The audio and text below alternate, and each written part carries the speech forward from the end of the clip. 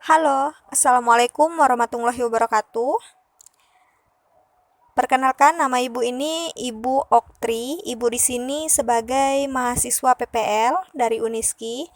Nah, ibu di sini akan melanjutkan materi bahasa Indonesia di kelas kalian. Di sini kita akan membahas mengenai mengidentifikasi struktur teks cerita sejarah. Coba, ada siapa yang masih ingat apa itu teks cerita sejarah? Silakan kalian lihat bukunya, materi sebelumnya itu seperti apa.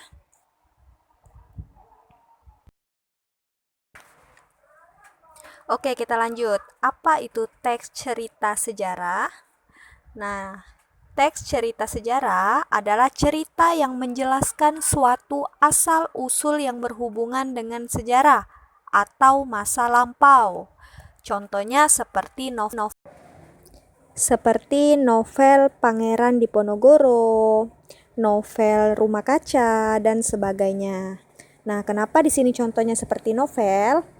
Tapi di sini novel-novel yang bersejarah, itulah teks cerita sejarah. Jadi contoh dari teks cerita sejarah adalah novel-novel yang menceritakan masa lampau atau yang berbau sejarah. Nah, novel sejarah ini membantu memperkenalkan dan mengakrabkan suatu masyarakat pada masa lampau bangsanya. Dengan demikian, pendidikan dalam novel dapat menanamkan akar pada bangsanya dan penerus-penerus bangsa.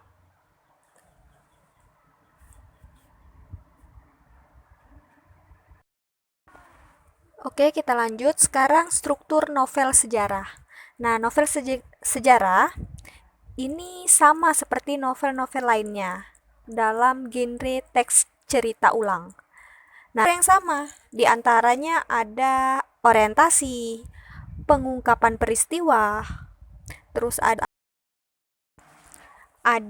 rising action, terus ada turning point atau komplikasi, ada evaluasi, resolusi, dan juga koda. Nah, jadi struktur novel sejarah ini sama dengan novel-novel lainnya. Hanya saja, novel sejarah ini lebih mengacu pada cerita-cerita masa lampau yang bernilai sejarah bangsanya.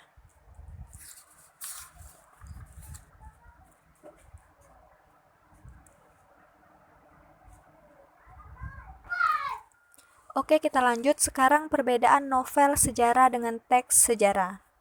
Nah, kalau teks sejarah, yang pertama ini teks sejarah itu dituntut menunjuk kepada hal-hal yang memang pernah ada atau terjadi. Sedangkan novel sejarah dapat saja menggambarkan sesuatu yang tidak pernah ada atau terjadi. Kesemuanya bersumber pada rekaan. Yang kedua, kalau teks sejarah, ini sejarawan terikat pada keharusan.